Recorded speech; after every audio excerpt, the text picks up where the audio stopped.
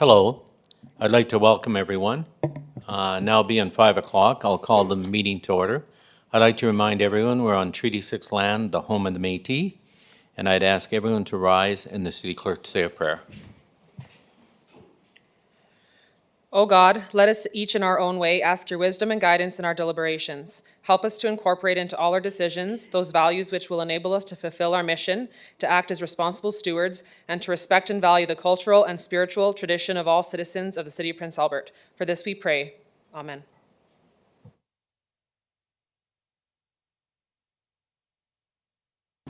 Thank you. Number 3, approval of the agenda.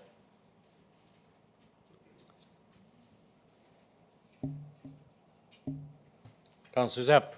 That the agenda for this meeting be approved as presented, and that the presentations, delegations, and speakers listed on the agenda be heard when called forward by the mayor. Thank you. Seconder. Councillor Head. I'll second that. Thank you very much. I'll prompt the question.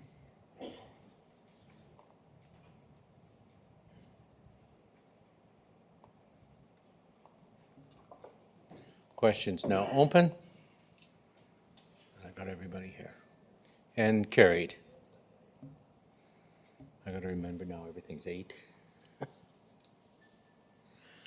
Presentations, we have no presentations today. Declaration of conflict of interest, y'all. Oh, you on this one? Okay. Declaration of conflict of interest, is there anything that you could be in a conflict with? You have to declare it at the start of the meeting and then explain it to the clerk. Does anyone have a confirmation? Councillor Edwards. Thanks, Mayor Dion. I'm declaring a conflict of interest on item 1111, the 2022 Rec Facility Grant Program. There's an item that awards or recommends Carlton Park receive a sum of money, Carlton Park Community Club, and I am on the board of the Carlton Park Community Club. Okay, thank you.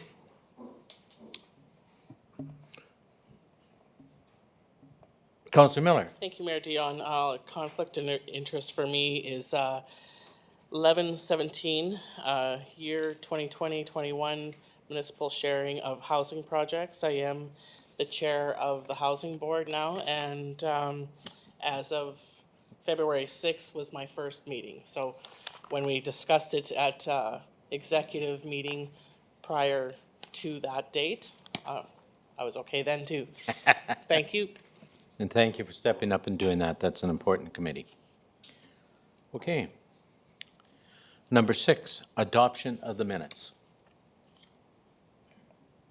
Councillor Miller. That the minutes of the council meeting, regular council meeting held January 23rd, 2023 be taken, read, and adopted. Thank you. Seconder. Councillor Kilmer. Thank you, Mayor. I'll second that. Thank you. I'll prompt the question.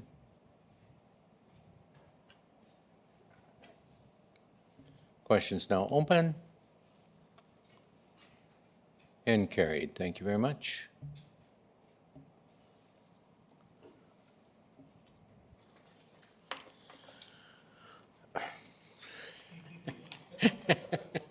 Everyone's looking at me. Okay. Notice of proclamations. I have one. Amyloidosis Awareness Month, March 2023. That's the only proclamation I have. Public hearings, we have none. Delegations, we have none. Communications, number 10. 10.1, 5-year tax relief request, Abbey Fieldhouse. Councillor Kilmer. Yes, I'd like to move that the 75% tax exemption agreement with the Abbeyfield Houses Society of Prince Albert Incorporated for a 5-year term be approved for the year 2023 to 2027 inclusive, including municipal taxes and levies except local improvements. That a 75% tax exemption of public and separate school taxes be approved, subject to receiving approval from the Saskatchewan Ministry of Government Relations, if required, and the Prince Albert Catholic School Division, and that the mayor and city clerk be authorized to execute the agreement on behalf of the city. Thank you. Seconder, Councillor Head. Thank you, Your Worship. I'll second that motion and a comment, please. Go ahead, sir. Well, I just want to say, I definitely stand in support of this resolution and this organization. I mean, we have very many CBOs, community-based organizations within our community that does great work, and this would be one of them. It looks like this house was in operation since 2001, and here we are, many years later, and they're asking for assistance today. So, I definitely want to commend them for that, and definitely for the service they provide for our seniors. So, thank you. Thank you. Any other comments? Seeing none, I will prompt the question.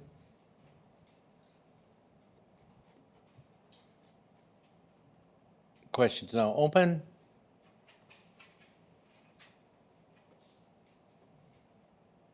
And carried unanimously. Thank you very much.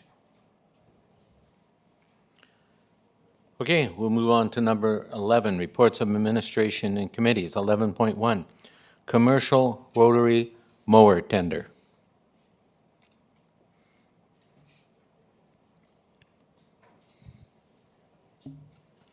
Councilor Head? Thank you, Your Worship.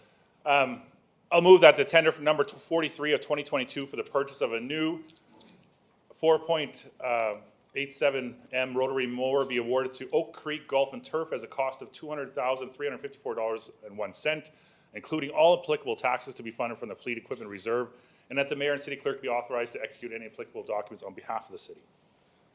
Thank you. Seconder? Councilor Miller? I'll second Mayor Dion. Thank you. Any comments? Councilor Head? Thank you again, Your Worship. I know we have on our agenda an array of equipment being bought today, so I know we went through budget deliberations and discussions about that, so no surprises today. Thank you. With that, I'll prompt the question.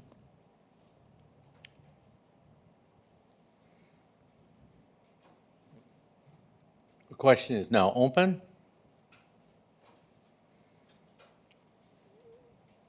And the motion carries. Thank you.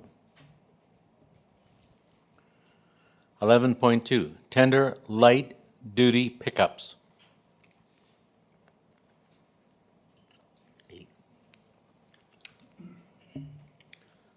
Go ahead, Councilor Head. Thank you, Your Worship. I'll move this motion. I do have a question, so I'll move that tender number 4 of 2023 for the purchase of 8 new light-duty pickups be awarded to Anderson Motors at a cost of $479,750.88, including all applicable taxes to be funded from the Fleet Equipment Reserve, and that the mayor and city clerk be authorized to execute any applicable documents on behalf of the city. If you leave your light on, I'll come right back to you as soon as I get a seconder. Thank you. Councilor Bodnick. Thank you, Mr. Mayor. I'll second the motion. Thank you. Sorry.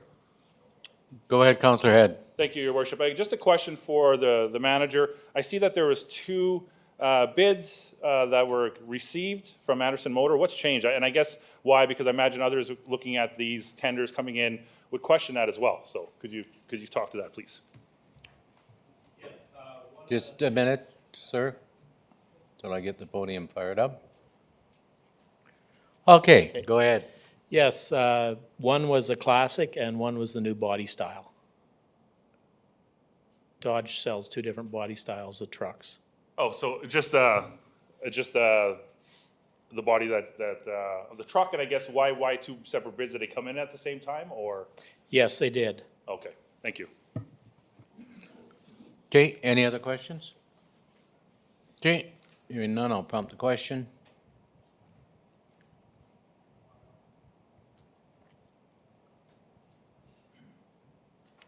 Question is now open and carried. Thank you.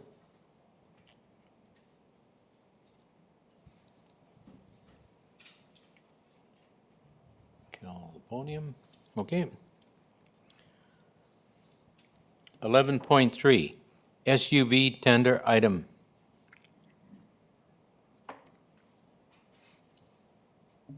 Councilor Edwards. Also move that tender number 3 of 2023 for the purchase of 3 new mid SUVs be awarded to Lakeland Ford at a cost of $123,669.54, including all applicable taxes to be funded from the Fleet Reserve, and 2, that the mayor and city clerk be authorized to execute any applicable documents on behalf of the city. Thank you. Councilor Kilmer. Thank you, Mayor. I'll second that. Thank you. Any questions? I see no one in the queue, so I will fire up the question. SUVs is now open to vote. And it carried. Thank you. 11.4, automated side loading sanitation truck tender.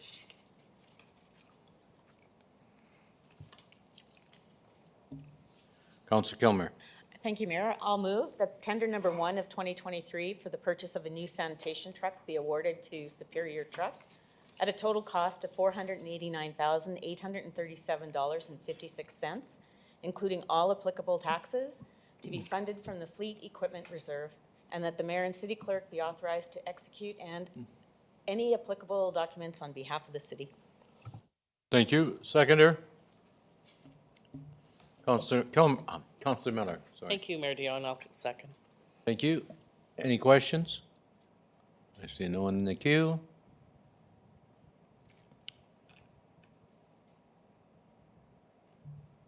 Question is now open. And carried. Thank you. 11.5, motor grader tender.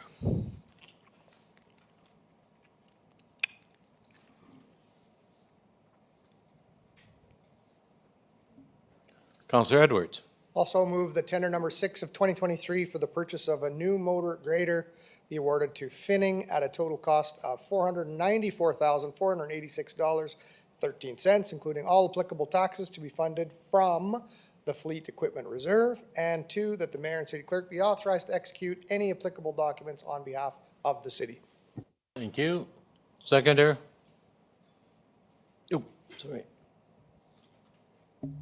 Councillor Ed. Thank you, Your Worship. I'll second that motion. Thank you.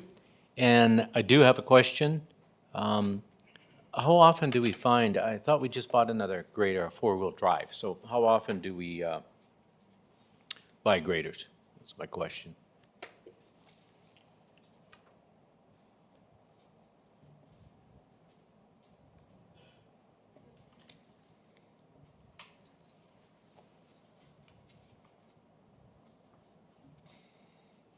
We generally purchase a grader about every 10 to 12 years or around the 12 to 15,000 hours.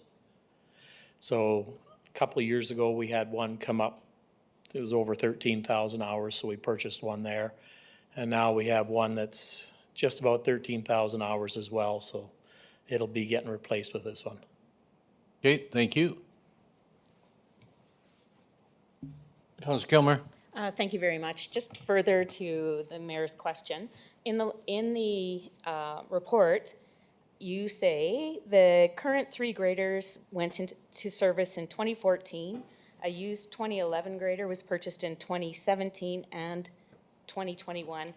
My question is, which ones were used? Was the 2021 a new? From the writing, it sounded like it was a used. 2021 is a new one. That 2011 was the used one we bought. Okay. It was a little smaller grader for the back alleys and stuff, and we expected we'd be putting about 200 to 300 hours a year on it. But they used it every winter for snow removal, so it's getting around 1,200 hours a year on it. So it ran it up in hours a little faster than we expected. So we will have 3 new graders in, well, relatively new. We'll have when 2 this one does come relatively in. new ones, and then the 2014, which it'll be a couple more years before it needs to be replaced. Okay, thank you very much. Okay, any other comments on graders? Okay, I'll prompt the question.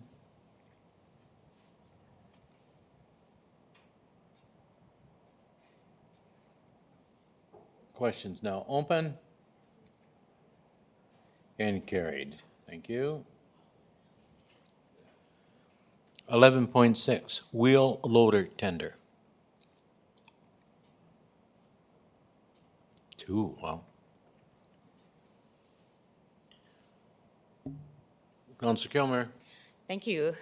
I'll move that tender number 7 of 2023 for the purchase of 2 new wheel loaders be awarded to Finning at a total cost of $940,136.70, including all applicable taxes, to be funded from Fleet Equipment Reserve, and that the mayor and city clerk be authorized to execute any applicable documents on behalf of the city. Thank you. Seconder? Counselor Head? Thank you, Your Worship. I'll second that. Same question. How many loaders? And we've been buying them almost every year this time, so we must have a fleet of new ones, so I want some good news to hear that we probably won't get a loader for a couple more years, or comment. You will not be getting another loader for the next few years because this will be putting the oldest loader, which is a Hyundai, and it's about a 2013, but the hours aren't real high on it yet. And then, excuse me, we also have the case loader that Parks uses, or sorry, not case, it's a New Holland loader, and the hours aren't up on it. So I'd anticipate another 3 or 4 years before you see a loader pop up. Okay, thank you. I see no other questions in the queue. So I will prompt the question. Question's now open. And carried, thank you.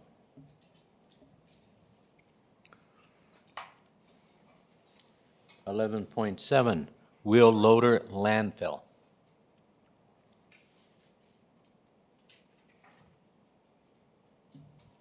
Counselor Head? Thank you, Your Worship. I'll move that tender number 8 of 2023 for the purchase of a new landfill wheel loader be awarded to Brandt at a total cost of $858,366.33, including all applicable taxes to be funded from the Fleet Equipment Reserve. And 2, that the mayor and city clerk be authorized to execute any applicable documents on behalf of the city. Thank you. Counselor Kilmer? Pleased to second that. Thank you. The same question. I thought we just spent $1 million. Was that a crusher and not a loader? This is a landfill compactor. Okay, And this loader gets used about 2,000 hours a year, so we'll probably see it pop up about every 7 or 8 years. okay. Thank you very much. Any other questions of our guest?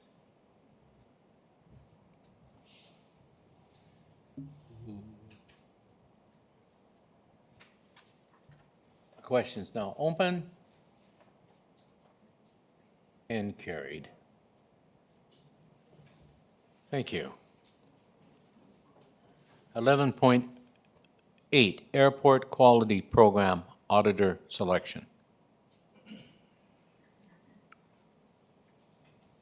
Councilor Cody.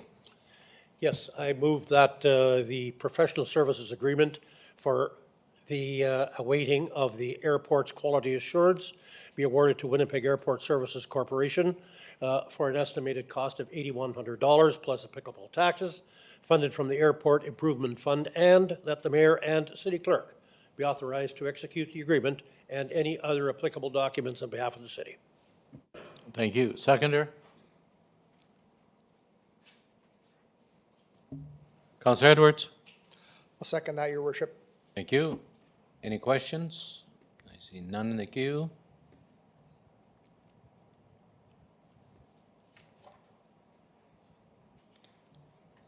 Question now open. And carried. Thank you. Let me shut this off. 11.9, Transit Extension Hours Trial. Councilor Head. Thank you, Your Worship. I'm going to move that this motion here to extend the rush hour service every half hour from 9:45 a.m. to 2:45. That the following altercation of transit hours be approved on a trial basis during weekdays from March 13th, 2023 to March 31st, 2024, subject to the awarding of the federal and provincial government's one-time public transit grant funding. So number 1, to extend the rush hour services every half hour from 9:45 a.m. to 2:45 p.m., which would alleviate a lot of pressures. 2, to reduce operating frequency from every half hour to every hour for all routes between 6:15 p.m. to 7:15 p.m. And 3, to extend all transit routes to operate every hour from 7:15 p.m. to 10:15 p.m. Thank you. Councilor Bodnick.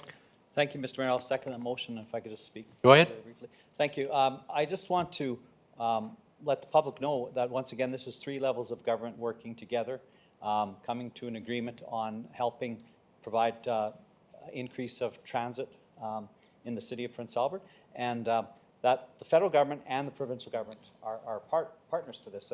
And we do receive a lot of grant money from the federal government. And once again, I will ask later so that the public knows exactly how much money federal, provincial governments, and external agencies, outside business, et cetera, have contributed to programs in the city of Prince Albert, because it's a significant amount of money, and it's something that the public needs to know, that the federal government does contribute money to our city. Thank you. Thank you. Councillor Cody. Yeah, I just wanted to kind of know whether there's a plan in place, what we're going to do after this trial period is over. What kind of a plan are we putting in place to ensure ourselves that if it works well, that we continue on with it, and if it works well and we continue on with it, how we're going to pay for it? This is something we have to look at. We can't just say extended hours is great, and it is great. We need those hours extended. I have no doubt in my mind about that. But we also need to be somewhat careful of what we do with the taxpayers' money. You know, it's good to have good service, but we also have to have good taxation. And resulting in the fact that I'd like us to see a plan. I'd like to see a plan possibly for the whole system as to, is there better ways to do business than we're doing it today? Maybe we can get rid of those buses of our own and lease them. Let's look at a leasing project. Let's look at the whole program and see if there's something better. Because next year coming along here, if this year is going to be costing us someone in the area of $300,000, well, you can be rest assured we're going to have to, as a council, say, yes, we're going to give you the money to do it. So possibly some additional work should be done here. Okay, I agree, and I think he is preparing that because during the executive, he was also challenged how we're going to pay for it. It's successful, and he's going to monitor and bring a report back to us. Thank you. Okay, we need to vote, I guess so. I'll prompt the question.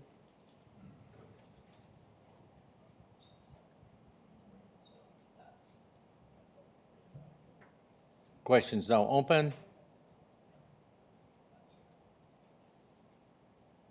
And carries, thank you. 11:10, proposed shopping cart procedure. Councillor Miller. Thank you, Mayor Dion. That administration be directed to implement abandoning shopping carts procedure. That the abandonment of shopping cart policy proceeds to approved by City Council Resolution number 086 dated February 27, 2006 be repealed, and that administration bring forward and implement to waste collection and deposit bylaw to establish a fee for pickup of shopping carts at the landfill. And I have a question after. Okay, seconder, Councillor Kilmer. Thank you, I'll second that. Go ahead, Councillor Miller. Thank you, Mayor Dion. So with moving this, does this mean that they're not going to be picking up shopping carts at all when we report them to the department? I don't know how, I'll ask. Director of Public Works. Thank you for that question. Yes, we will be picking up shopping carts. We always have whenever they're reported to us. The plan is, though, going forward, once this is approved here, we're going to be meeting with other departments too, so that we can get more of our own staff recognizing that when they see a shopping cart, they need to report it so that we can pick them up. Thank you. Thank you. Councillor Edwards. Thanks, Mayor Dion. I do think we need to absolutely implement a fee for picking these up. So hopefully that comes sooner than later. I think the businesses have to have a responsibility to keep their carts on their property from being stolen.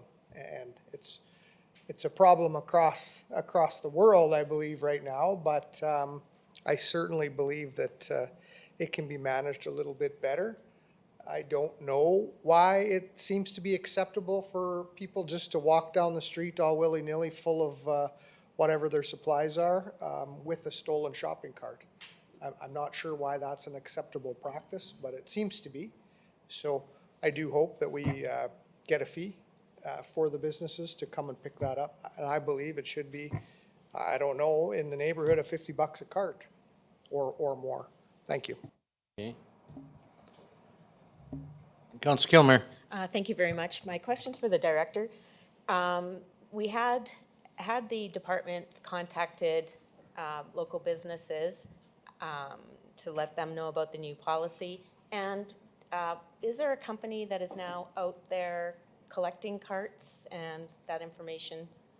Perhaps citizens can first contact the store and secondly contact maybe that business if you know the name. Thank you. As you can read in the previous report, I think it's also in this one, that the sanitation manager did contact the majority of all the places that do have shopping carts, about 18 stores he went to, and they're all in favor of what we're proposing. As far as the business that picks them up, we don't have the name of that, but they're, some of the stores use an individual in the city to go round up their carts when they see them. So we encourage residents to call the stores when they see those, but they can also call us. But if they call us, we will be taking them to the landfill. Okay, thank you very much. Thank you. Any other questions? Okay, I see no one in the queue. I'll prompt the question then.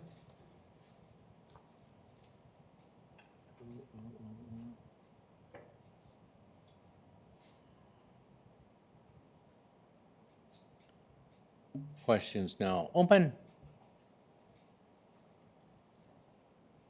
And carried. Thank you. Accepted. Okay, 11.12, Polytechnique open doors for tomorrow's career fair. Oh, sorry. I stroked that off because you're out of here. Sorry. Yeah, 11:11.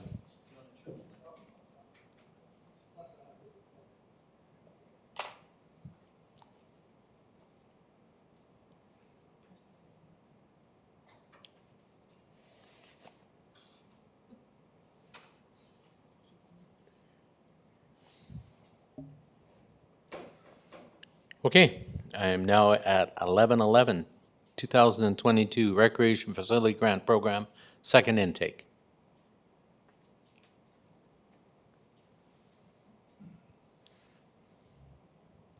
Councillor Zepp.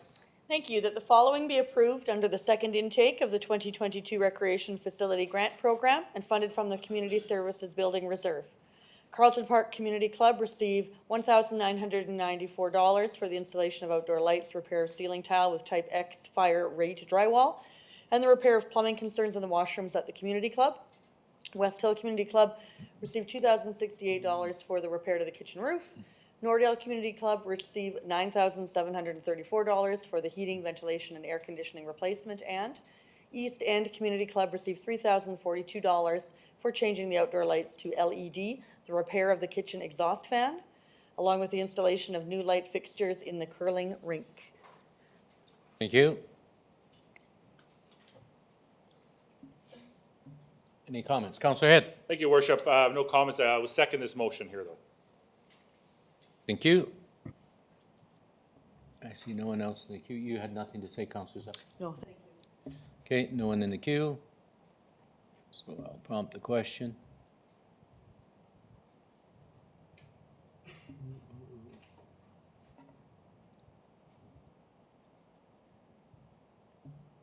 The question's now open and carried.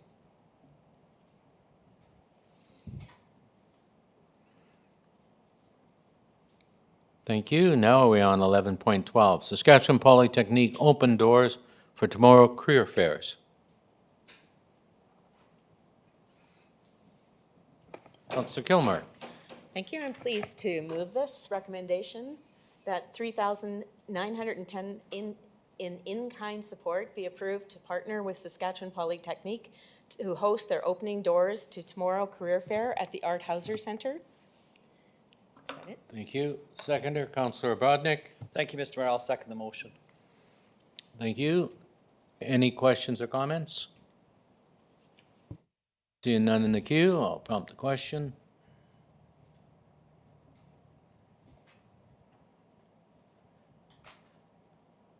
The question's now open and carried. Thank you.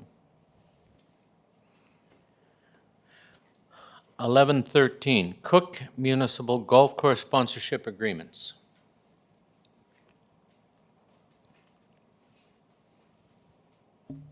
Councilor Cody. Because we're going to start golfing in a day, I'll make this motion. That the Cook Municipal Golf Course Sponsorship Agreement between the city and Bendick Clausen Rass Cortez Law Firm, Law Office in the amount of $5,000 per year for 5 years from January 1st, 23 to December the 31st, 2027 be approved, and that the Cook Municipal Golf Course Sponsorship Agreement between the city and the Saskatchewan Indian Gaming Authority Northern Lights Casino in the amount of $5,000 for 2023 from January 1st, 2023 to December 31st, 2023 be approved, and that the Cook Municipal Golf Course sponsorship between the city and Western First Nations Hospitality LP Super 8 Prince Albert in the amount of $5,000 for 2023 from January 1st, 2023 to December 31st, 2023 be approved, and that the Cook Municipal Golf Course sponsorship between the city of Prince Albert and River Park Funeral Home in the amount of $5,000 per year for 3 years from January 1st, 2023 to December 31st, 2025 be approved, and that the mayor and city clerk be authorized to execute the agreements on behalf of the city. Thank you. Seconder, Councilor Brodnick. Thank you, Mr. Mayor. I'll second the motion. Thank you. I see nobody in the queue.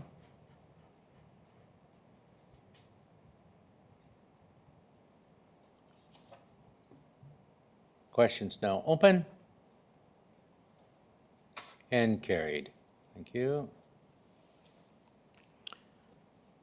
1114, lease agreement, Prince Albert Northern Bears U18 AAA Hockey Club.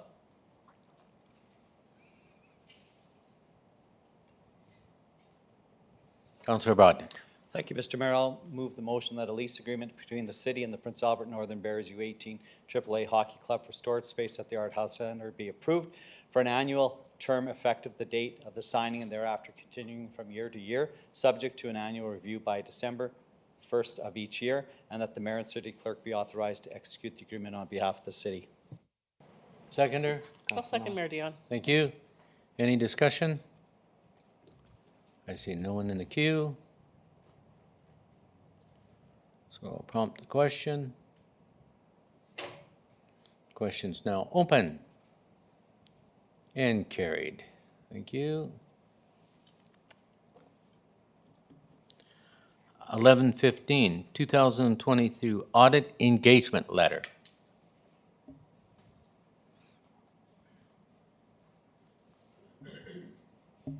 Councilor Cody.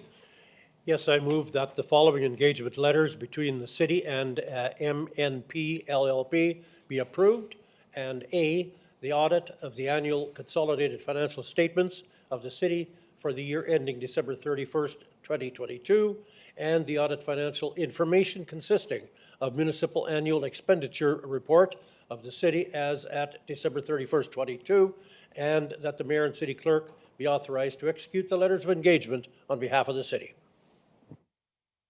Thank you. Seconder.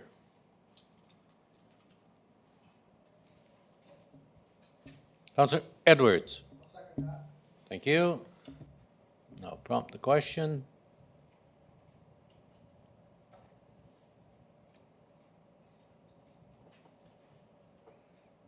Question's now open.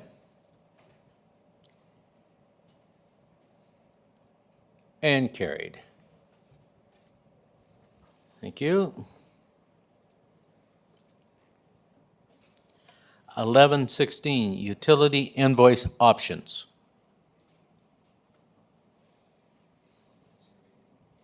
Councilor Edwards. Thank you. I'll be happy to move this motion that new water account customers receive utility invoices through e-billing as the default with an option to receive paper invoices upon request only. 2, that all new e-billing customers be entered into a sign-up contest draw to win one of 2 $50 credits on their next utility invoice. And 3, that the sign-up contest run for a period of 3 months. Thank you. Seconder, Councillor Kilmer. I'm pleased to second this and just want to say well done by the manager of that department. Good work in putting this together. Thank you. I'll prompt the question.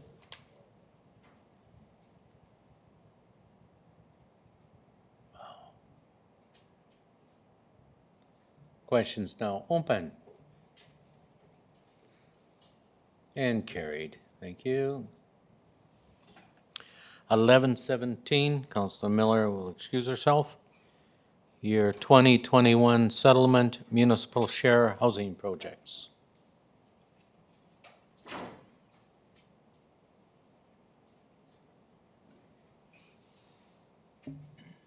Councillor Edwards. Also move that the 2020 and 2021 settlement municipal share for housing projects of the Prince Albert Housing Authority in the amount of $44,598.72 and $59,761.37 be funded in year 2022 as follows.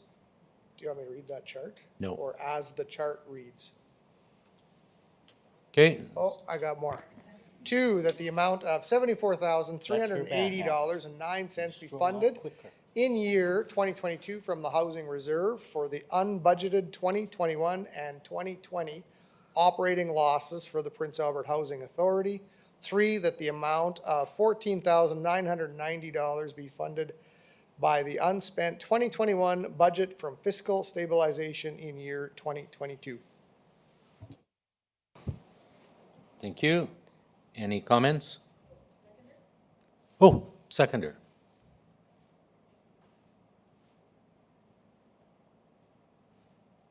The vote's going to be interesting.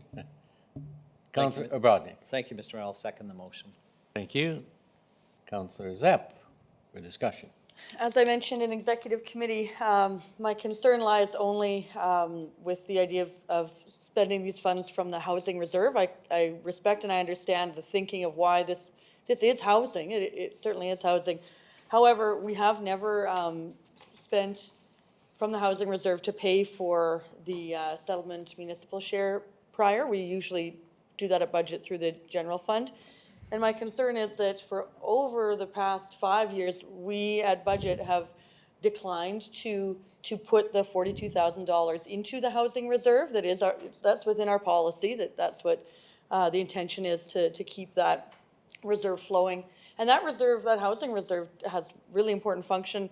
For example, that housing reserve and our programs that accompany it allow for affordable housing to be built in our city. So we've got the community housing that goes up, that's affordable housing, and Riverbank Institute as well for affordable housing.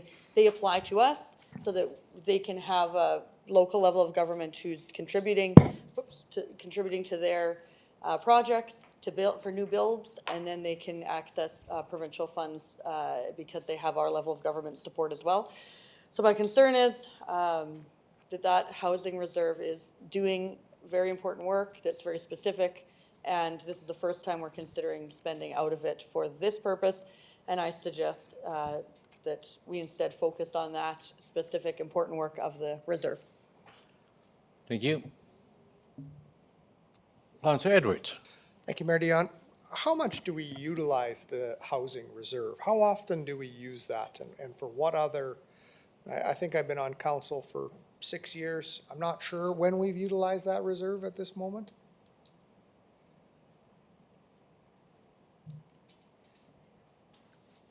Go ahead, Director.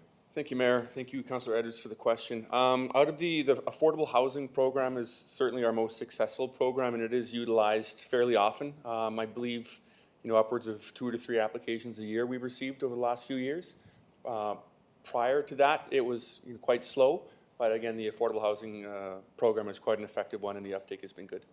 Yeah, and the affordable housing program it's a wonderful program that we've contributed I think about average of about $3,000 to the people that apply. I think that's the program that you're talking about.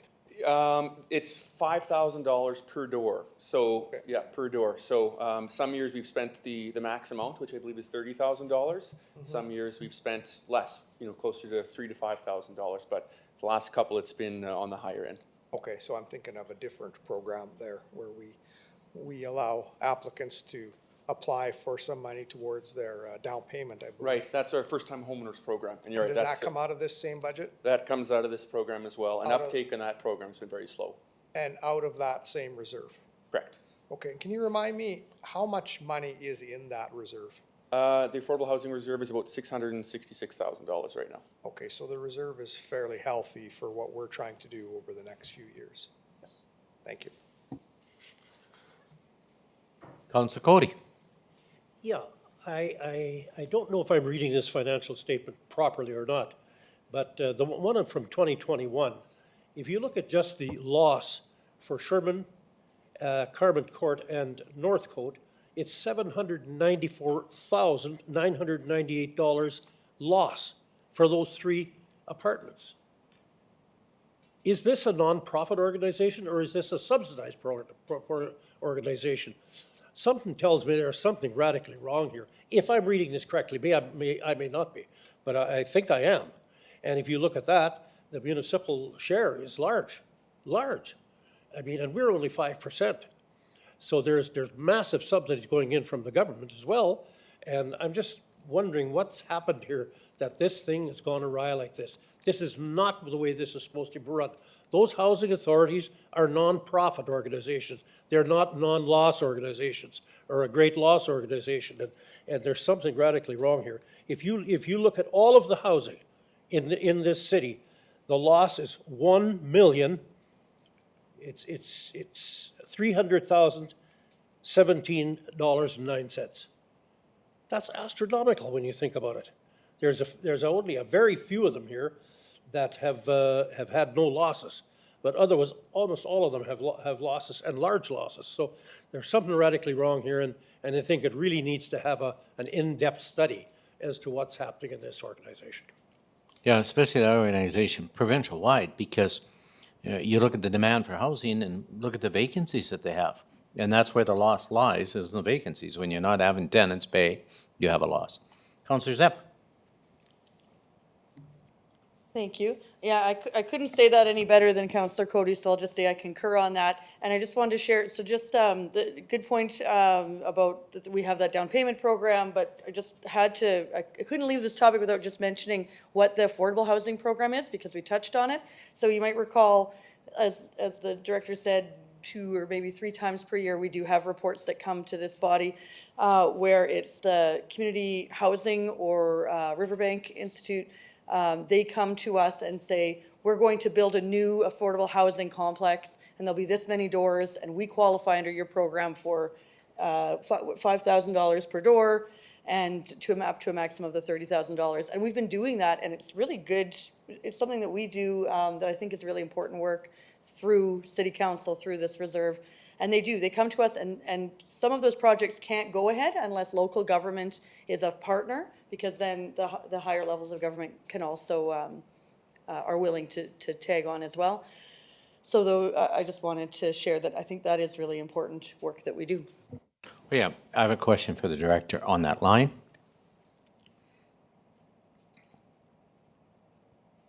Thank you. I got 2 things to do at once. Can't talk and move my finger. So I have a question. On that program that she mentioned, up to 30,000, is it capped on how many we take in a year? Like, do we cap 3 applications too, like we did with the other program, or is it wide open? Thank you for the question, Mayor. It's capped at $30,000 per project, and then council has the discretion to cap the total amount. And only 1 agency is allowed per year per project. So I'd have to look into that further for you, but I don't believe we have a specific cap an overarching cap per year. Okay, now, I'll check your corporate memory here. So what would have been the most applications we would have gotten 1 year? 3? 2? Yeah, 2 to 3. I think the last 2 years, the uptake has been the most, so yeah, 2 to 3 a year. So if we did 3, that's 90,000, so we got enough in the reserve. 2 to 3 projects. So Yeah. some projects have 1 door, some projects have up to 6. So, Oh, you know, okay. maybe $40,000 to $50,000 in a year would be an average. Okay, well, the way I was looking at it, even if you did 6, that's 30, you did 3, that's 90. We got 6 years of reserves there. Okay, thank you. Councillor Kilmer? Thank you. For the director, I just refresh my memory on what funds, other than the budget amount of 42,000, goes into the housing reserve? Yeah, Thank you this for the is a question. big number. Councillor Kilmer, in the housing reserve, it's just the $42,000. It used to represent 4% of the taxation of our affordable housing projects, but about probably 5 years ago, that got switched to a fixed number of $42,000 so that it was a sustainable amount that went into the account every year. Okay, any other questions? I hear none.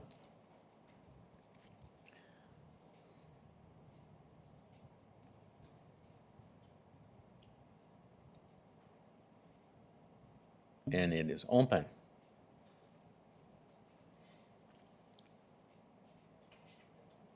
Oh, no, Charlene, I'm thinking, okay, I'm missing one again. Thank you, it carries.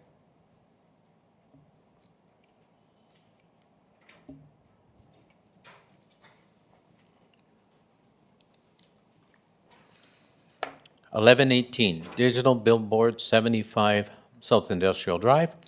I'd like to speak on advance. What I'd like to see this one returned is back to the department. During agenda review, we targeted this one, is that we have no fee attached to these digital billboards going on private property. And we do have a contract with Patterson Signs for that digital sign on Second Avenue, and they pay roughly around $25,000 a year. And of course, they're upset that we're allowing all these other ones on without a fee because, of course, it's eroding their balance in the pool. So I think it's just fair and equal that the department have a look at this to see if there's a fee. I'm not expecting a big one, but I do expect that we should recover our losses that we're going to lose by not renewing that sign ahead of time. And we're going to get more and more of these requests that these standing billboard signs are, of course, almost a thing of the past. It's all digital now. And so we're going to get more and more in these. So I think the department should do a review on how we can get our cost recovery to protect the 80-some thousand that we do get from Patterson every year. Councillor Cody. Yeah, hearing that, bit of instruction and or verbiage, whichever you want to call it, I'm prepared to make a referral motion. And the motion would be that we refer it back to administration with instructions, and the instructions would be that they look at a way of a permit fee for digital signs. Establishing a permit fee. Now, if you want to add something, Mary, you can add something to that, I don't know. We just added establishing a permit fee for digital signs. Seconder, Councillor Edwards. I'll second that motion. Okay. And discussion? With a comment. Yeah, go ahead, sir. So I think it should be determined on the size of these digital billboards too. Because I think some of the ones like, I don't know, in front of a restaurant that's small. wanna They go don't digital. qualify. They don't qualify No. for what? They're not considered a billboard. They're not considered a billboard. Yes, digital billboard. Okay, great. I can sit down now. Thank you. Thank you.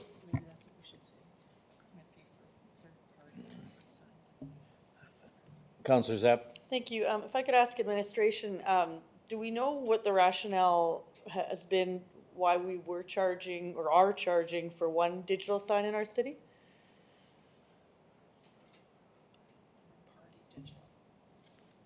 Thank you, Mayor. Thank you, Councillor Lennox Zepp, for the question. So we've got two very specific circumstances that we allow digital billboards. So that is to allow third-party advertising.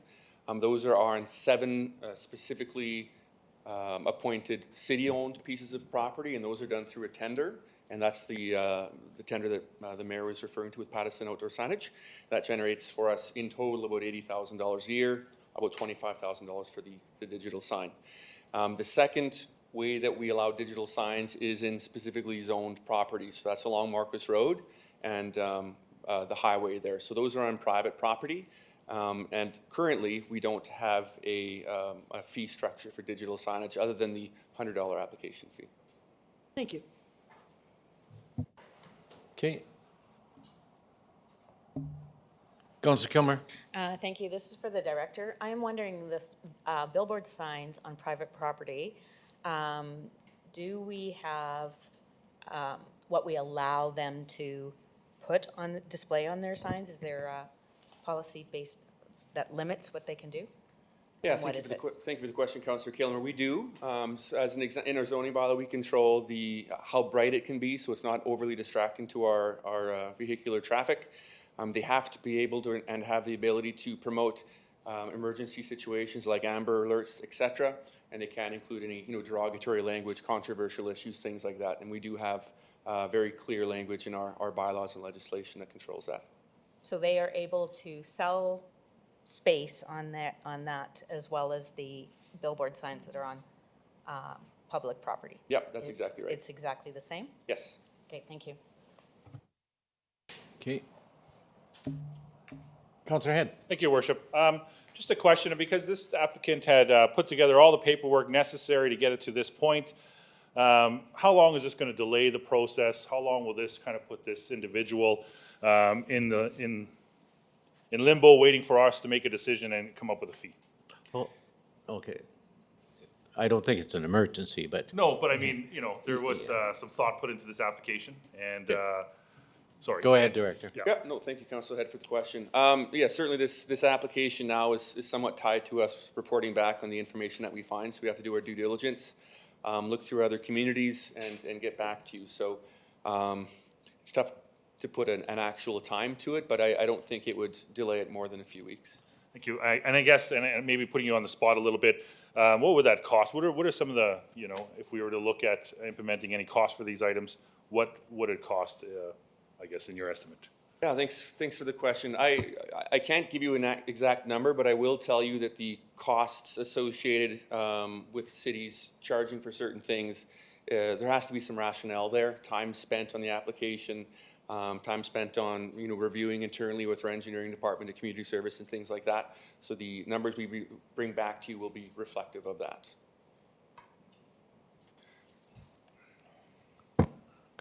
Councillor Kilmer. Thank you very much. So I do wonder, further to Councillor Head's question, I do wonder if we might consider putting this one through and then letting the department do a very thorough job of putting together a well researched document, procedure, policy on complete digital signs, what our future looks like, and give them that amount, give them the time to put Okay. together a better. Before I go back to the Director, it's not an emergency, it's a sign. And if we do that, then we're not able to charge them. Correct, yeah. So then we'd have 2 free digital billboards competing against our 1 paid for. Following the current procedure and policies that we have in place. Great. Thank you.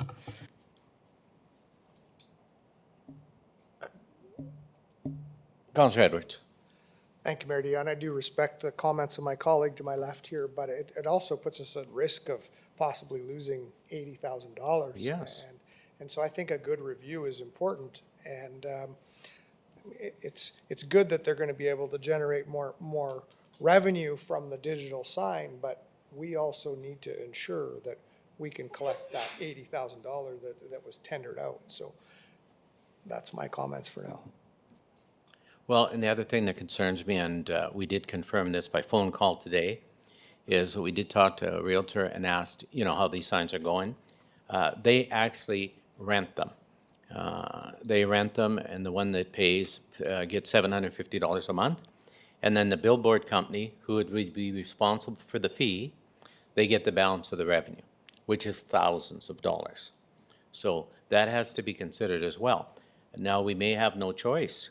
You know, we may, because of the fees, that we can't charge them. Well, then in the future, I won't be approving any billboards strictly because I want to protect our taxpayers $80,000. And that's why I'd be surprised if we're not allowed to charge, because we are protecting something that we have. And I'm glad Pattison brought it to our attention, because in times where we need new revenue, I don't want to lose any old. Okay, any other comments? None? Okay, I'll prompt the question.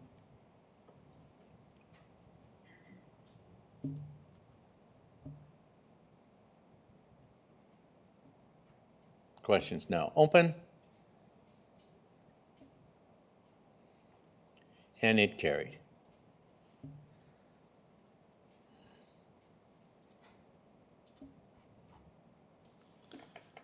Thank you. Okay, now into some exciting projects. 11.19, subdivision application, One Sky Forest Products. Councillor Cody. Well, it's certainly a pleasure to move this recommendation, and the recommendation of the motion will be that the proposed subdivision at the Prince Albert Pulp Mill site be approved, subject to A, the submission of a final plan of survey for the review and approval by administration, and 2, that the mayor and city clerk be authorized to execute the plan of survey on behalf of the city. Thank you. Councillor Head. Thank you. I will second this motion, and just a quick comment. if Go I ahead, will. sir. I'm really happy to see this on our agenda.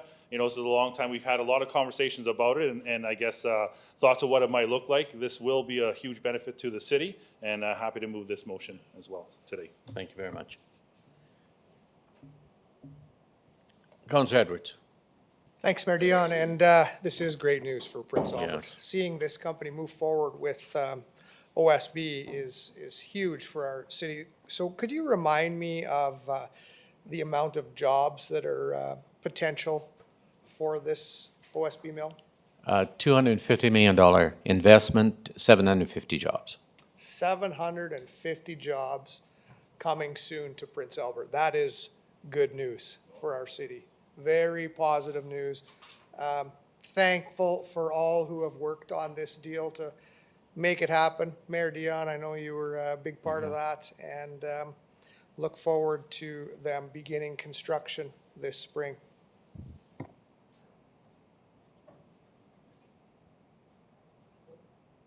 Thank you. I see nobody else in the queue.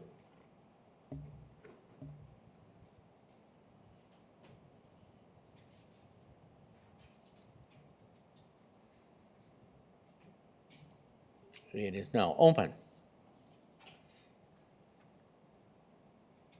And carried unanimously. Thank you. 11.20, digital sign, 110 11th Street West. Now, just so you know, this doesn't fall under the other one. This is like a menu sign on the NW board. So it's not a billboard. So in case everyone thought I was confusing it with the first one. Councillor Edwards. Also move that the sign permit application for a digital sign be located at 110 11th Street West be approved, subject to the submission of a stamped engineer drawing or letter showing that the existing sign is structurally capable of supporting the new digital components. And that's it. Thank you. Thank you. Seconder? Councillor Head. Thank you, Worship. I'll second that. Thank you. I'm going to prompt the question.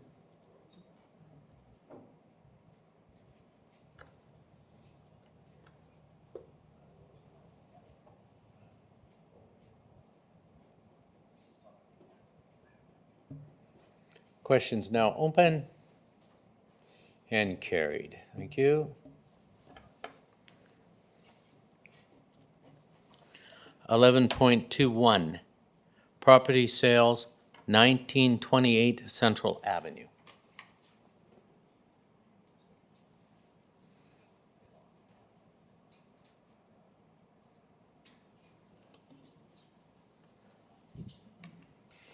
Counselor Head. Thank you, Your Worship.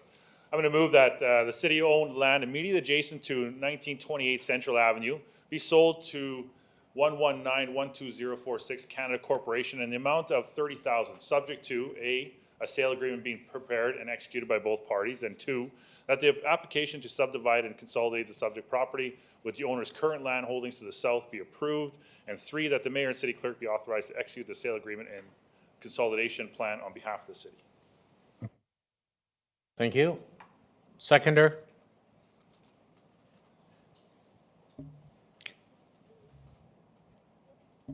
Counselor Cody? Yes, I'll second that.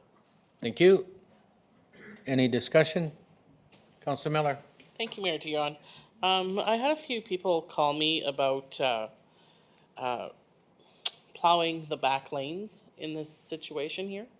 And they want to know if this goes ahead, who's going to be responsible for the back lane on the, it would be where all the dotted lines are and then towards the back.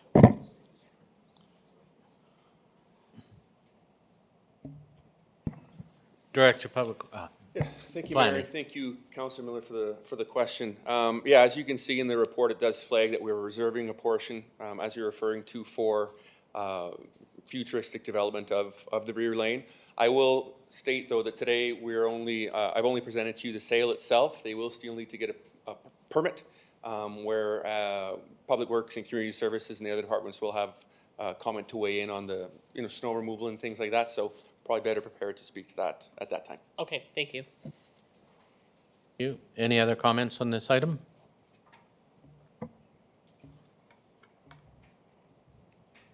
Hearing none.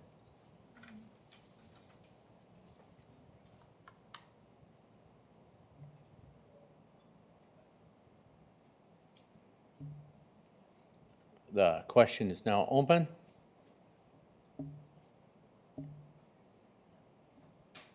And carried. Thank you. 11.22, property sales, 800 28th Street West.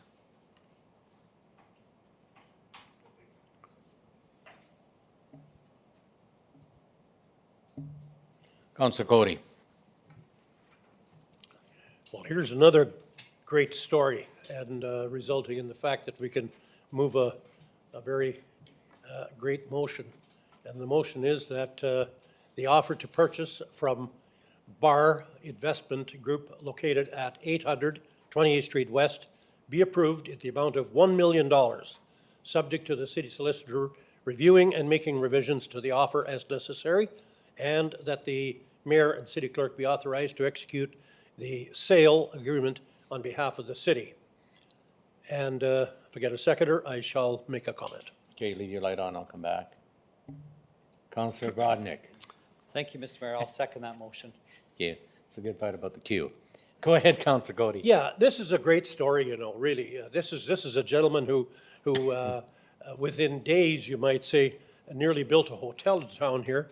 And he saw the confidence in this city, in what he was doing in the yard, and decided that, look, I'm going to invest even more money in your community. And it's about $50 million. That's a pile of money, and that's a pile of jobs. And that's really what we need in this city, is jobs, investment, and this investment here goes a long, long ways to help us out in our land fund. And those kinds of things are absolutely important, and they're just exciting as old heck. 3 apartments, that is a lot of housing. And at a particular time when you're getting a new university in the area, the Métis folks are looking at an opportunity. The Vic Hospital is going. All of those kinds of things are happening. And I say we are in exciting times. And we have to give everyone around here, all of the administration and all this council, a lot of credit for being there to help out, do the kinds of things that you need to make this happen. Yeah, just to get some quick highlights, and then I'll go to you, Councilor Head, if you don't mind. Yeah, all three buildings will have 60 units in it, so a total of 180. And you have to remember, some of our levies now are based on doors, not on buildings, like the police one. So, and he's well aware of that. It's a $50 million investment. And it comes at a great opportunity for us with, you know, because one of the things that, of course, we were asked by the hospital just 3 days ago in our meeting with them, are you prepared for the 500 new jobs that are going to come with the hospital? They're going to need places to live. And if you look at Woodbridge Drive, it's now full of fourplexes and duplexes, and they're all rented to nurses and people at the hospital. So, yeah, the timing couldn't be better. And then if we get lucky and get the university, this will be a great project, and you'll probably see it grow because we'll know. And just before we pass it on, I'd personally like to thank Craig Gettinger and Michael Nelson. We picked this gentleman up and drove him around the city, asked him what he was all into. He explained to us that he also builds apartments. So we drove him up and showed him where the new hospital was going to go, the university, and the land that we had available. And as you can tell, within days, we had an offer. And both Craig and Mike continue to work with this gentleman to keep moving these projects forward. So I'd like to, you know, shout credit to those two for assisting me. They were a great help.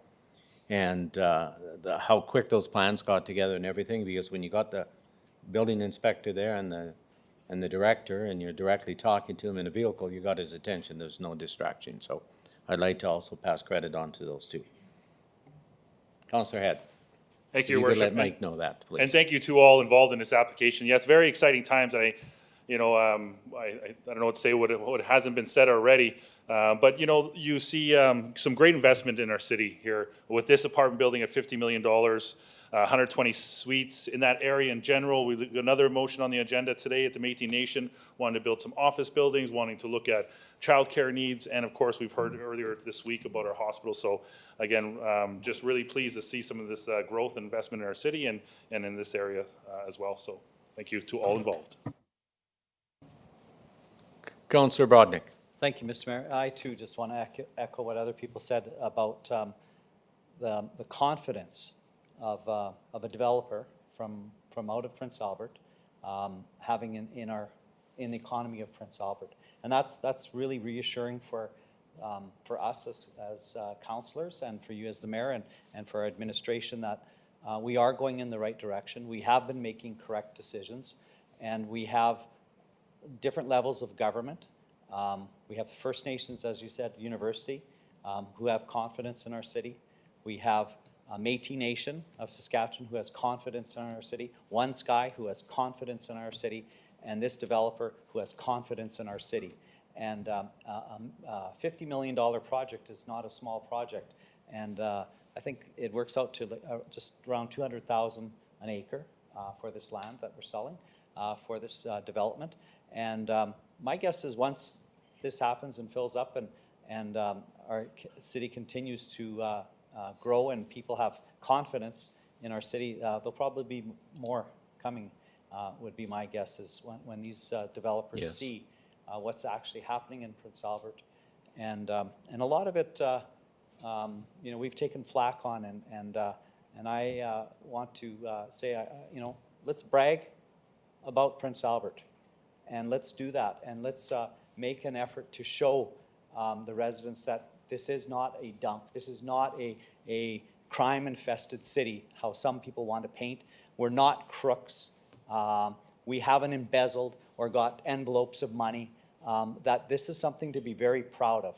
And I'm very proud that this developer, and we met him at the State of the City address a month ago, and I thanked him for his confidence in our city. So thank you to all who have been working on this. It's something to be very proud of. Thank you. Councillor Zapp. Thank you. Question for the director. The report indicates that the city has sold similar land in the past between $200,000 to $300,000 per acre. This closing price of $1 million, does the department then find that to be a fair price for this sale? In short, yes, we feel it's a fair price and happy to recommend approval. And then, as I understand it, the Brar Investment Group has proposed to do a staged payment plan, $100,000 for the first year, and then it goes on from there. Also, that seems to meet the needs of the department, I take it? Yeah, thank you for the question, Councilor Lennox. Yeah, year one is $100,000, year two is $450,000, and year three is $450,000 as well. So a staged payment plan like that is something that's not unusual through jurisdictions. And again, yeah, pleased to make that recommendation this evening. Thank you. And then my last question, I had a resident ask me if, and I don't know if we know this information, but I had a resident ask me if we know of other apartment blocks, buildings that Brar Investment Group has built that people could look to. I believe they build hotels. Just wondering if they have built other apartment blocks that we could look to. Yeah, thank you for the question, Councilor Lennox. They are a very learned developer. Like you said, they've done hotels, they've done multi-unit residential suites as well. And for those that are interested in looking at, some of their projects, you'll be getting actually development permit application with very good renderings. So those will be public information right away and fully available to the public to review. Perfect. Thank you. And he does have apartments in Moose Jaw. And North Battleford, I think. There's two other cities Perfect. Thank you. that he has in our things. Okay, any other questions? I see no one in the queue.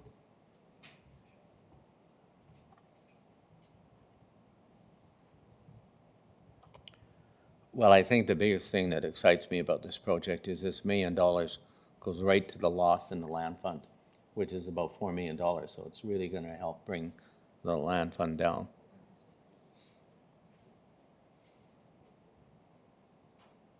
Okay, the question's now open. And carried unanimously. Thank you.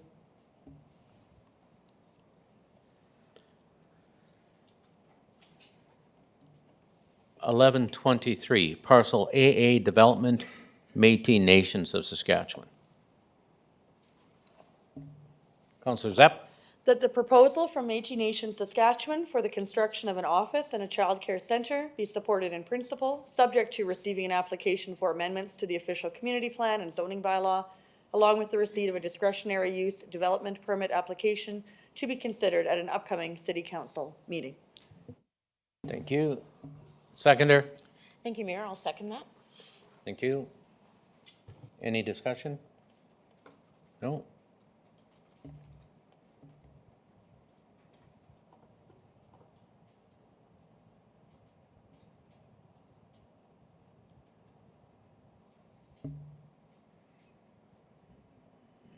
Okay, it's now open. And carried unanimously. Thank you.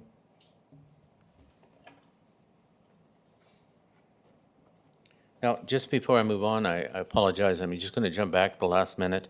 I have a big note here that I forgot.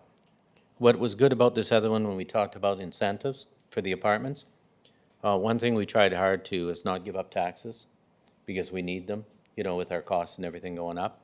And so this is where we came up with the payment plan because it's the first couple of years that are tough on them when they built. So over and above that, that's all they get. They get no tax incentive where it steps up or anything like once they build, they start paying. So that's the other good part about that project. Okay, with that, I'm going to move on to 11-24, bylaw number 1 of 23, building fees bylaw. Councillor Kilmer. Thank you. I'll move that bylaw number 1 of 2023 be introduced and given 3 readings. Thank you.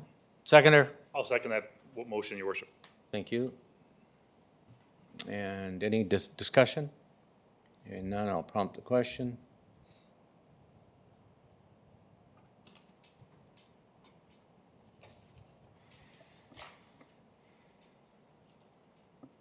Questions now open.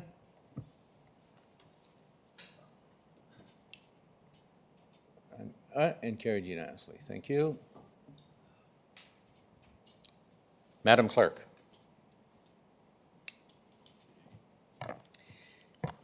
Mayor, we have bylaw number 1 of 2023 to establish the fees related to the issuance of permits and the enforcement of the National Building Code of Canada. This bylaw is for 3 readings tonight. You did good, but I gotta get you to scroll. You did good, but you're not done.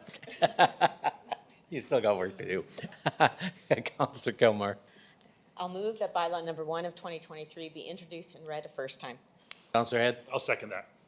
any discussion? I see none in the queue.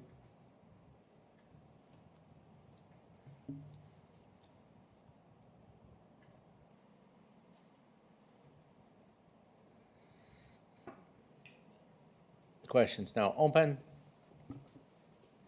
and carried unanimously. Thank you.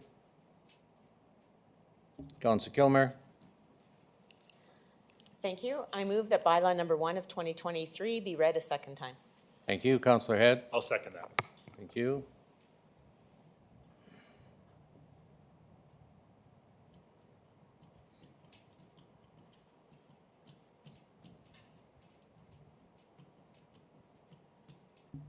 Questions now open.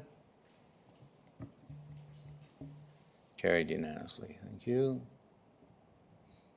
Counselor Kilmer, I move that leave be granted to read bylaw number 1 of 2023 a third time. thank you. Counselor Head, I'll second that, Your Worship. thank you. It has to be a unanimous vote. So.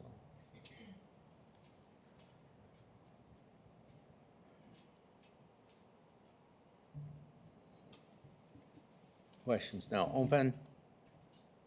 Leave is granted. Counselor Kilmer,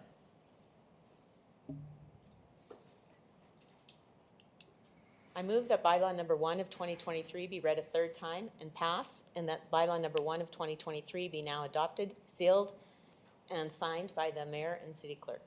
thank you. Counselor Head, Thank you, Your Worship. I'll second that motion. thank you. I'll move the.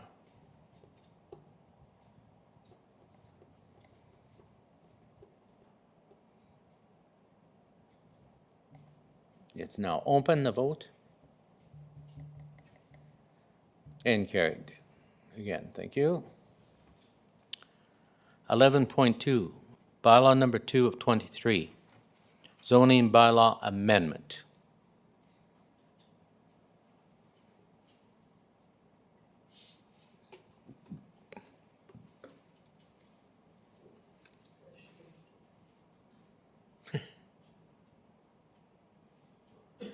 Okay.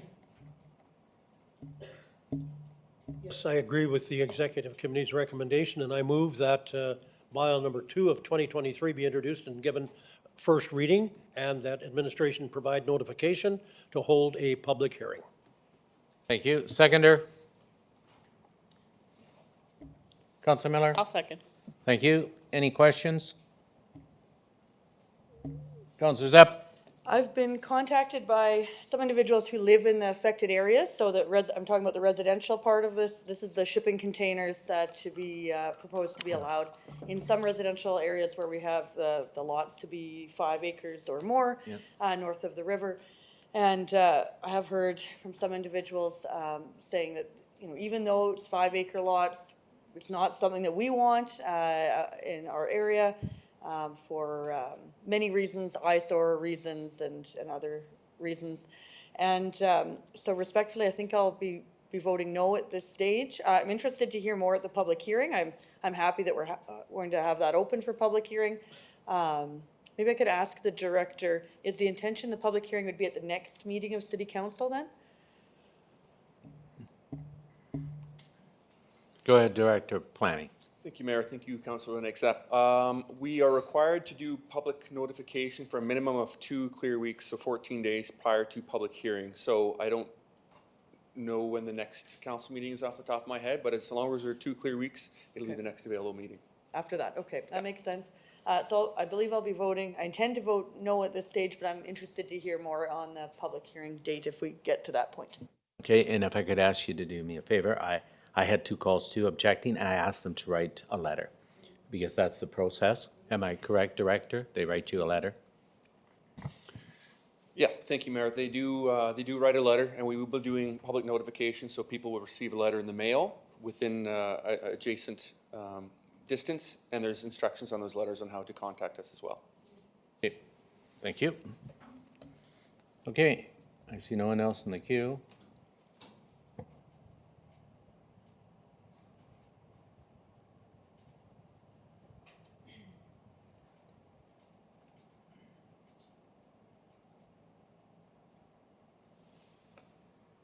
I got the right one, bylaw 2. Voting is now open. And it carries 6-2.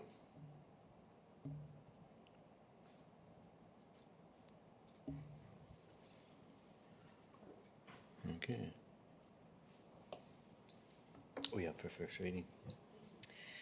Mayor, we have bylaw number 2 of 2023 to amend the zoning bylaw to allow shipping containers as a permitted use in the future urban development and low-density country residential zoning districts. This bylaw is for first reading tonight. Councillor Cody. Yes, I move that bylaw number 2 of 2023 be introduced and read a first time. Councillor Miller. Oh, Yes, I'll second Mayor Dion. thank you. I see no one else in the queue.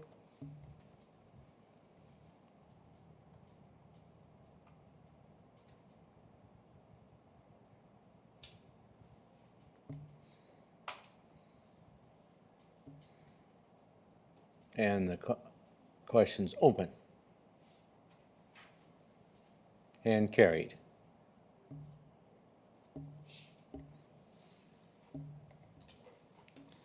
Thank you. 1126, Ward 8 by-election.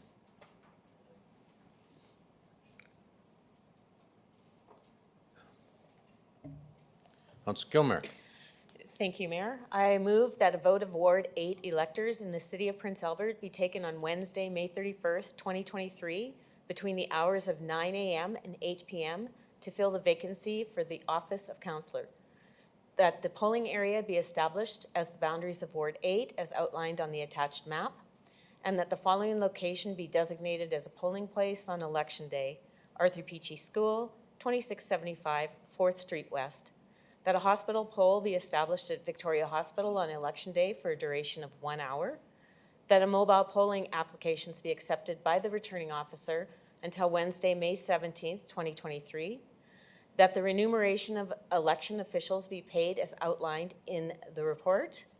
And mileage claims relating to the supervisory, mobile, special, and hospital poll workers during the conduct of the election duties be reimbursed in accordance with the travel rates set out in the city's travel, meal, and accommodation vehicle policy. That the cost of conducting the by-election be approved in the estimated budget amount of $37,000 to be funded from the fiscal stabilization, and that the mayor and city clerk be authorized to execute the rental, sales, and services agreement with Election Systems and Software Canada for electronic tabulators, ballots, and associated supplies and services at an estimated cost of $16,000. Okay. Seconder. Councillor Miller. I'll second Mayor Dion with a correction to number 3. Arthur Peachy School is on 4th Avenue West, not 4th Oh. Street West.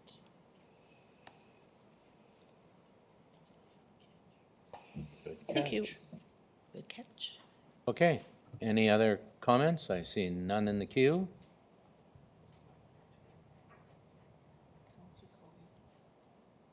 Did you have a comment? Councillor Cody.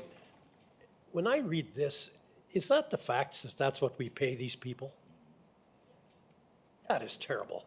$14 an hour for a poll clerk who sits there all day and writes. They just got a big Something's wrong raise. here. Something's wrong here. This is, Yeah.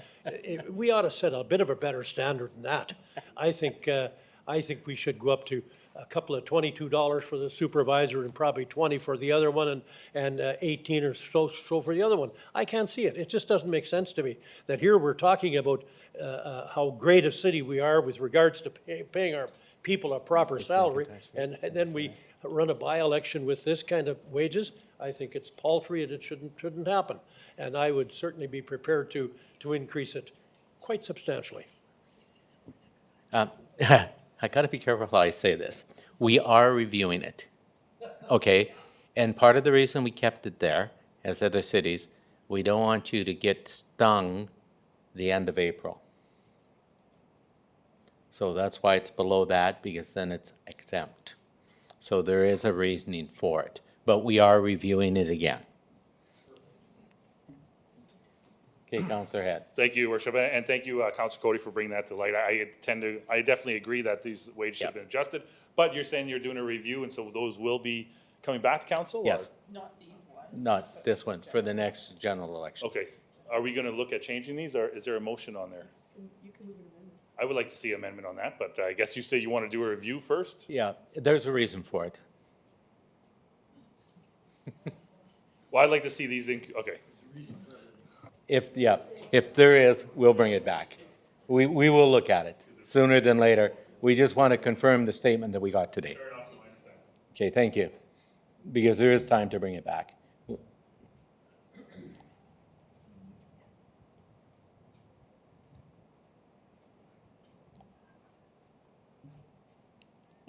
Okay, the vote is open. We get that much?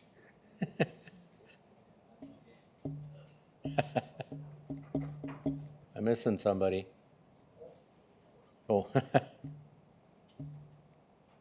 Thank you, it carries. And I appreciate all of your concerns about the other one. We have the same. 11.27, Deputy Mayor appointment. Of course, these we had to change because of the by-election, and you'll see the by-election gets the last term. Councilor Miller? You don't have to read them, you can just read that Yeah, first line. that the deputy mayor appointment schedule be amended as outlined in the report. Thank you. Seconder?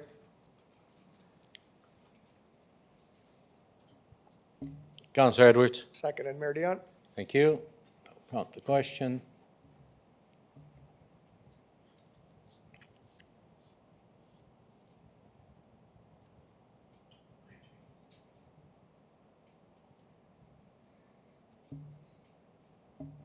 And it is now open. And carried. Thank you. 11.28, Board and Committee Appointments.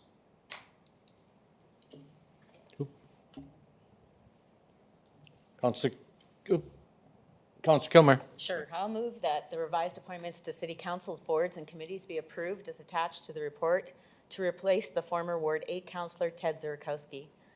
That Stacy Coburn be appointed to the Prince Albert Downtown Business Improvement District Board for a 3-year term ending December 31st, 2025. That the Regional Cooperation Committee be eliminated, and that the Aquatics and Arenas Recreation Project Funding and Steering Committee terms of reference as attached to the report be approved.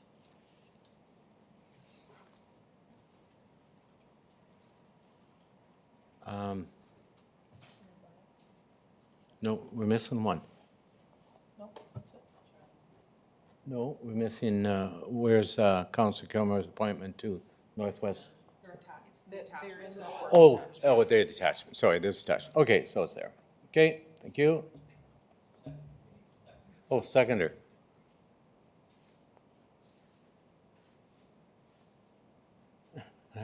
Councilor Miller.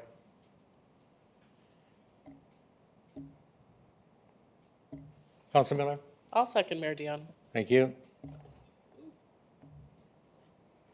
Oh, Councilor Edwards, did you have a comment? You had your, I do. Just, could you scroll up to number 3? There, yeah, sorry. I just would like to comment, Mayor Dion, on the Regional Cooperation Committee being eliminated, and I'm in favor of it. Part of the report did outline that there was no official meetings. no, that's I wrong. would disagree on that a little bit. There was good work being done. There was communication with the RMs, and there was with our First Nations partners as well. But I think to keep that going right now would be wrong. So just wanted to correct a little bit of the wording in the report. Thank you. Okay, thank you. And I acknowledge that too. There was lots of.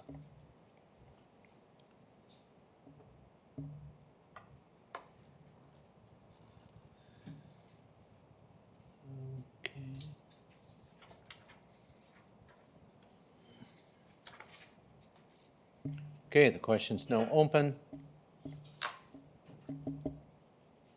And carried. Thank you.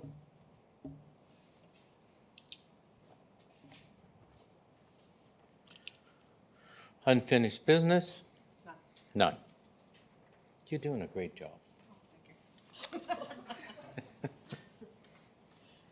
Probably one of the better ones of the year. She's snoring me. Okay, mayors and councilors forum. All I'll say on this is before you all turn your lights on, I'd like to remind everyone, Winter Festival is in full swing. All our hockey teams are out there trying to get into playoffs. So we got lots of things to do, so there'll be nothing for the next 2 to 3 weeks to keep you at home. So I encourage you to get out and show your support to all the community events that are going to be happening for the next 2 to 3 weeks. Councillor Head. Thank you, Your Worship. A couple things today. I just want to highlight an interesting group that I've gotten privileged to get to know the director a little bit, and kind of we working with them in the future. This group is called Talking Stick. Every Voice Matters. And it's an app that you can download on your phone. But Talking Stick is an anonymous destination for First Nations people to connect with First Nations peer advocates. It's a safe place to have confidential, judgmental-free chats with someone who understands your language and your culture. The Talking Stick app was developed by the Federation of Sovereign Indigenous Nations in partnership with Tricycle Data Systems and Indigenous Service of Canada.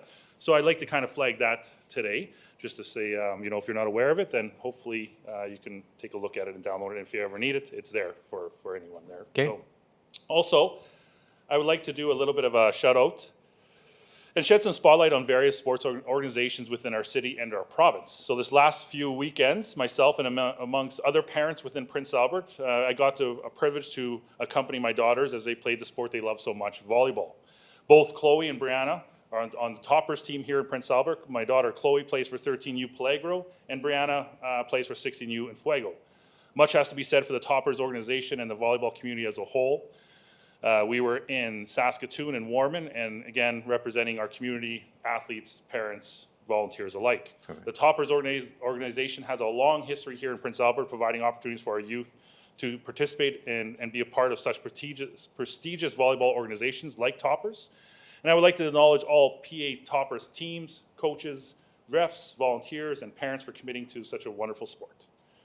Also, I'd like to announce that this April, Indigenous youth from all over the Saskatchewan will have the opportunity to participate in the Tony Cote Winter Games. I would like to acknowledge all the coach, organizers, and volunteers who are tirelessly spending their weekends to put together teams to compete in these games being held in Saskatoon this April. Tony Cote Games are being sponsored and hosted by James Smith Cree Nation. Despite the tragedy that was inflicted upon this community, they vow to make these games the best ever to show the youth, not only in their community, but to all Indigenous youth of Saskatchewan, that thank you, and hard work does not go unnoticed. In our area, we will be keeping an eye on Team Woodland and Team PAGC. Keeping with the Indigenous sports, I would like to also acknowledge the committees, coaches, volunteers who are wrapping up their final tryouts for the North American Indigenous Games. These games are designed to allow Indigenous youth from across Canada to participate in competitive sports which range from volleyball, softball, track, and lacrosse, just to name a few. This summer, Nova Scotia will be hosting this remarkable sporting event. Indigenous youth from all across Canada will converge in the east to represent their home province with the chance of bringing home a gold medal, or simply to experience this caliber of competition and camaraderie. So go Team Saskatchewan. Thank you. Thank you. Councillor Brodnick. Thank you, Mr. Mayor. Yes, Councillor Head, we have much to be proud of our local athletes. And today I have 4 acknowledgements. First, I just want to acknowledge that this Friday, February 24th, will be marking 365 days of resistance of the people of Ukraine and Ukrainians around the world. So approximately 100 million people of Ukrainian descent will be acknowledging this day, and it's 1 year that Ukraine was invaded unjustly, illegally, and a genocide continues by the dictator of Russia on the people of Ukraine. So today, I just asked the residents of Prince Albert to acknowledge this Friday, take a moment to think about that and realize what is happening in this part of the world, and that these people are defending democracy and a free way of life. That's all they want. If Russia withdraws, the war ends today. If Ukraine submits, we have another country taken over by an imperialist dictator who is crazy. Second, call to action number 87. We call upon all levels of government to provide public education that tells the national story of Aboriginal athletes in history. Today, I want to talk about one athlete that succeeded at the North American Indigenous Games of 2017. His name is Cole Sanderson. Young man, member of Sturgeon Lake First Nation, came to Prince Albert, attended high school, and unbelievable accomplishment in the area of wrestling. In 2017, in his grade 10 year, he was gold medalist, provincial gold medalist, I should say. 2017, he also participated in the North American Indigenous Games, and he was gold medalist there. In 2018, in his grade 11 year, he was provincial gold medal champion in wrestling. In 2019, he was once again the provincial gold medal champion in wrestling. Grade 10, 11, 12 gold medal provincial champions never happened in wrestling by one athlete in Saskatchewan, so that's quite an accomplishment. In 2019, he went on to nationals in club wrestling, and he was gold medalist in the Greco National Championships and silver medalist in the Freestyle National Championships. Cole Sanderson went on to university in 2020. He received the Indigenous Youth Entry Scholarship to pursue wrestling at the University of Saskatchewan. Just this past weekend, he was gold medalist at the U Sport Western Canadian Championships. So I want to just once again acknowledge our call to action 87 and acknowledge Cole Sanderson as being a model for young people of our community in our area, that hard work, determination does pay off. So congratulations, Cole Sanderson. February is African Heritage, formerly known as Black History Month in Saskatchewan and across Canada.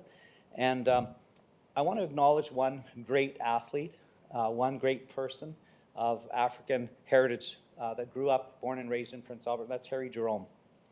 He was born in Prince Albert, September 30th, 1940. He passed away December 7th, 1982 in North Vancouver. Harry Jerome was a remarkable athlete, a remarkable person. He won, and this is the fastest man in the world, and at that time was 100 yards. He was the record holder in 1960, 1961, and 1962.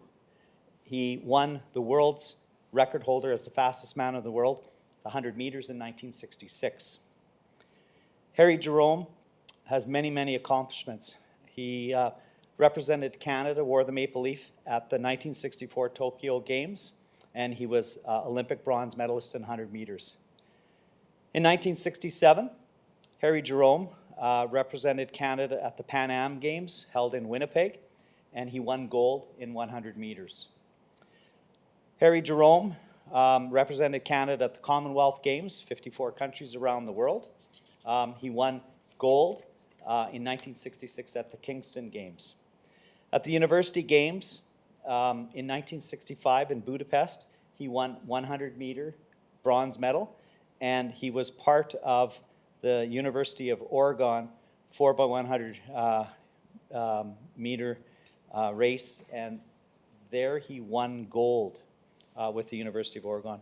So again, to acknowledge people of African heritage in Saskatchewan, we have one great person, and the city has named the Harry Jerome track after Harry Jerome, this great, remarkable track athlete. So I wanted to acknowledge that. Last but not least, I just want to mention I had the honor of listening to Wally Dion, no relation, okay? He is an artist of Saulteaux heritage, grew up, I think he was born in Prince Albert, but grew up in Saskatoon. Councillor Kilmer's mother taught him. And I said, that must have been a remarkable experience for Councillor Kilmer's mother. He's an artist, and he curated the Jury Dart, Winter Festival Jury Dart Show, but the Friday prior to that, the Arts Board held what we call Parts for the Arts. It's kind of like a workshop slash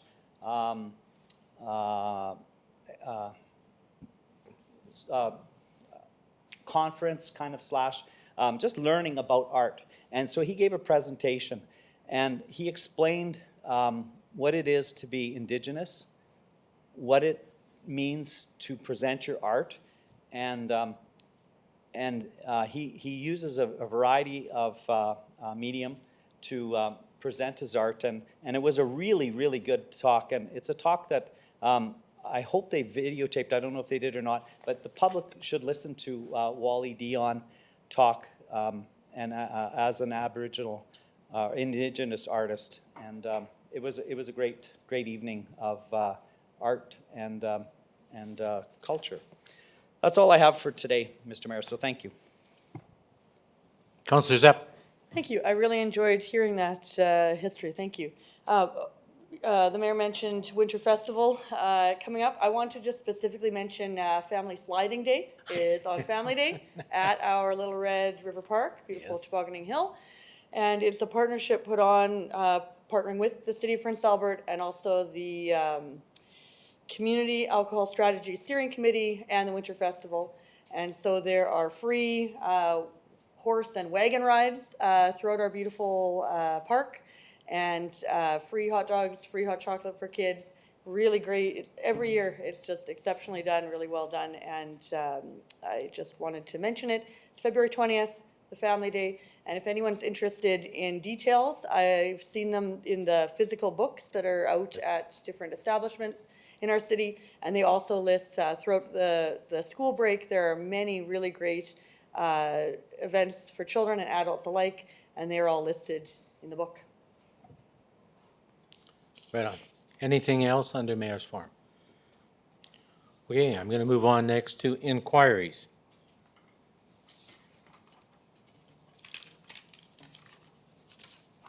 Inquiries. Councillor Edwards. Thanks, Mayor Dion. I do have two inquiries. The first one is, who do residents call if they see a potential dangerous wild animal in the city during business hours and after hours? There was a picture circulating today, right after school. There was a lynx at the Sacred Heart Cathedral. Praying, yes, I guess praying. So. Get it? Praying, I get it. That's word two. That was a good one.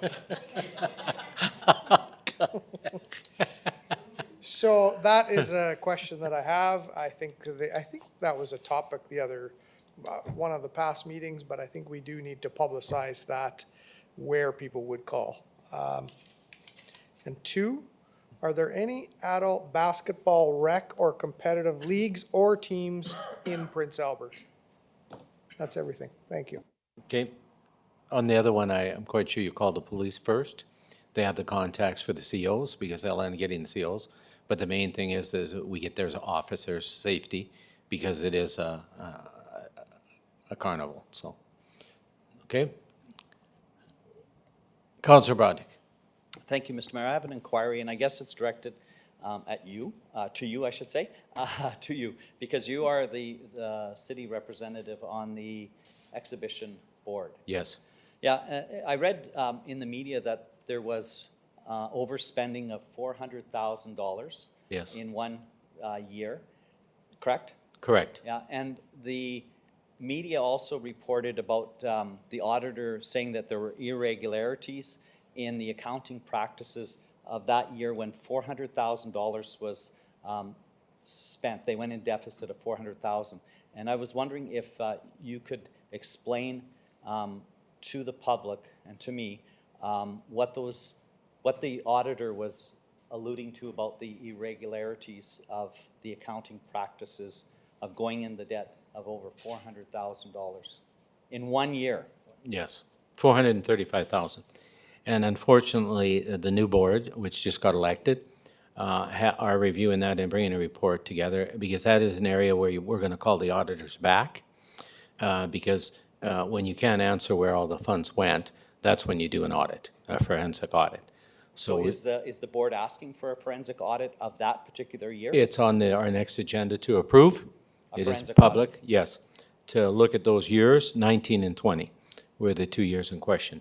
But I am pleased to report that we've survived, that we had our annual meeting on Wednesday, and we almost have 400,000 back in our bank account, but we had to lay lots of staff off. We used to have 9 staff in the office, we have 3. So I want to thank the board members in the community for responding, because of course we went through COVID, so we had to shut down for a couple of years. So I give them credit that we did survive, and we're looking pretty strong for the future. So, and it will be made as a public report, because we are a public nonprofit company. So the executive that approved that deficit of $430,000, their names will become public? Everything will become public. All the board members at that time will become public. Good, thank you. I appreciate the answers to that question. You're welcome. Any other inquiries? Hearing none. Number 14, inquiry responses.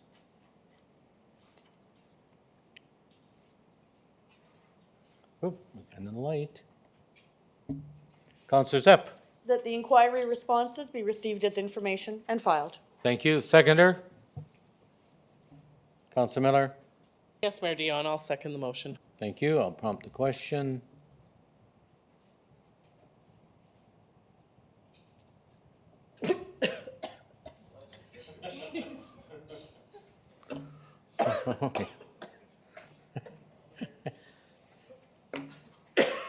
You need some water? No, I'm good. I know you don't want to leave, but. Okay, the question's open. And carried. Thank you. Okay, notice of motions. Hearing none, I have one.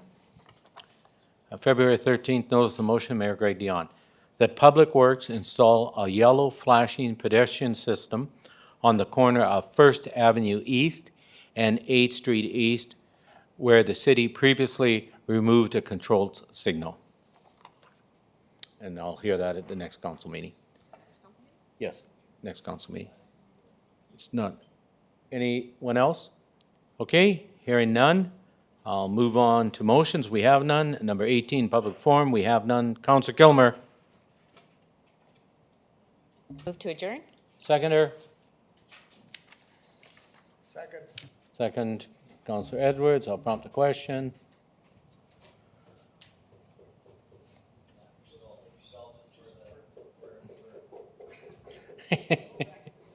It's open.